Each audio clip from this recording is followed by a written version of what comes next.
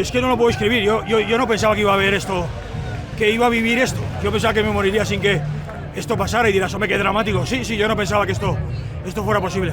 No falta detalle, no hay ningún hueco donde no se haya trabajado y esté la mano de este chico que con 30 años pone hoy su nombre en lo más alto de la fiesta fallera. Súper contento, súper emocionante, la verdad es que no lo esperábamos. Lo que dice Manolo, traer aquí a la Falla Exposición un primer premio cuesta mucho y lo hemos conseguido. Estaba así un poco como una nube que como que no me lo creo, pero bueno, súper contento. Pues no nos lo podemos creer, de verdad, estamos súper emocionados.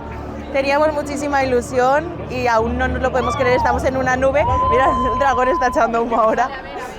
Y de verdad ha sido mágico, ha sido mágico. Llevamos 40 años en sección especial y es el primer premio que nos hemos llevado. ¡Campeones! ¡Ole!